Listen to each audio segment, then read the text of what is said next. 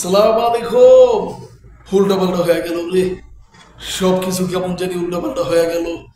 আমি বলতেছি আমাদের শ্রেষ্ঠ নায়ক মহানায়ক সেই মান্না ভাইয়ের কথা, যার কথা আমরা কখনোই ভুলতে পারবো না। উল্টাপাল্টা সিনেমার মতো কেমন জানি তার জীবনটা উল্টাপাল্টা হয়ে গেল বাস্তবে। এর কারণ এর কারণ আমি একটা কারণে বলতেছি, সেটা হলো মান্না ভাই। উল্টাপাল্টা সিনেমাতে দেখেন সেটা মিশা ভাইয়ের কণ্ঠ ছিল, আমি পারি না, তারপরেও দেই। মিশা ভাই আরেকটা ডায়লগ দিছিল কিন্তু শাকিব খানের নিয়ে। কি ডায়লগ? এরকম করে, শাকিব খান আমি মিশা সওদাগরের মুখের উপরে পাড়া দিয়ে এত বড় হয়েছে। শাকিব খান এমনি এমনি হয়নি, মিশা সওদাগরের মুখে পাড়া দিয়ে শাকিব খান এত বড় হয়েছে। আহ, ঠিক বলি নাই। যাই হোক, শোনেন, ফাজলামি দুষ্টামি বাদ দিয়া মান্না ভাইয়ের পক্ষে কিছু কথা বলি। কথাটা হচ্ছে এই, মান্না ভাইয়ের যতগুলো সিনেমা আছে প্রত্যেকটা সিনেমাই কিন্তু সুপারস্টার। কেন? আরে বাবা, কেন সুপারস্টার সেটা তো বলবি। সুপারস্টার এই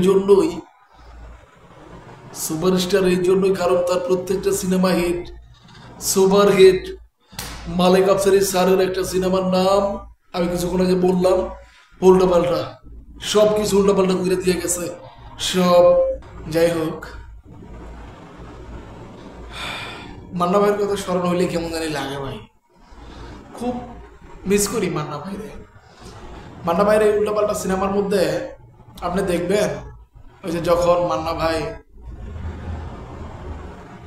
তার বাচ্চাকে নিয়ে মানে মাটিতে পড়ে যায়, যখন তার ভাই মানে যিনি মেন মান্না, দ্বিতীয় মান্না, উনি যখন ওই যে একটা ইয়া নিয়ে আসে না, তখন তার পিছনের ব্যাকগ্রাউন্ডের সাউন্ড, তার ডায়লগগুলা একটা বার মনোযোগ দিয়ে শুনবেন, ওই রকম দাপট ওইভাবে কেউ ডায়লগ দ্বিতীয়বার এই চলচ্চিত্র জগতে কেউ দিছে কিনা বা দিতে পারছে কিনা, এটা আপনার কাছে আমার প্রশ্ন থাকলো ভাই।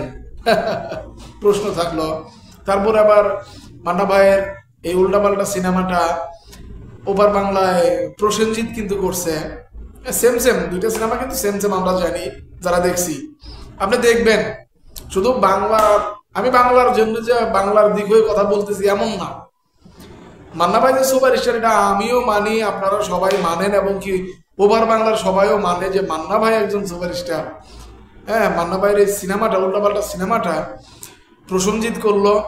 আপনি দেখেন আপনি দেখেন কোনটা ভালো হয়েছে। বাংলাদেশে একটা জিনিস কিন্তু খুব ভালো, বাংলাদেশে এই যে করুণ সুরগুলো আছে না, ব্যাকগ্রাউন্ডে সাউন্ড যেগুলা দেয় আর কি, আমরা যাকে সাউন্ড সিস্টেম বলি, এই করুণ সুরগুলার দিক থেকে বাংলাদেশ একদম বিখ্যাত। এমন সিস্টেমে সুর দেয়, এমন সিস্টেমে সাউন্ড তৈরি করে যে সিনেমাটা আরো হিট হয়ে যায়, আরো হিট হয়ে যায়। মান্না ভাইয়ের পিছনের যত ব্যাকগ্রাউন্ডের সাউন্ড, সব সাউন্ডই কিন্তু মান্না ভাইয়ের সাথেই যায়, অন্য কোনো নায়কের সাথে কিন্তু যায় না। আপনি দেখেন ভাই, অন্য কোনো নায়কের সাথে যায় না, মান্না ভাইয়ের সাথে যেরকম যেরকম রোস্তম সিনেমার সাউন্ড, তারপরে ধ্বংস সিনেমার সাউন্ড, তারপরে আবার উল্টাপাল্টা সিনেমার সাউন্ড। হ্যাঁ, কি অসাধারণ তাই না?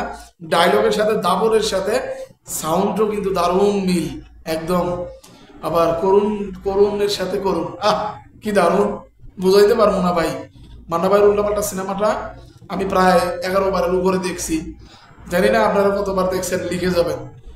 মান্না ভাইয়ের কে কিরকম ভক্ত আপনারা একটু যদি থাকেন, ভক্ত হয়ে যদি থাকেন, আমি জানি অবশ্যই লিখবেন, অবশ্যই লিখবেন। সালাম আলাইকুম।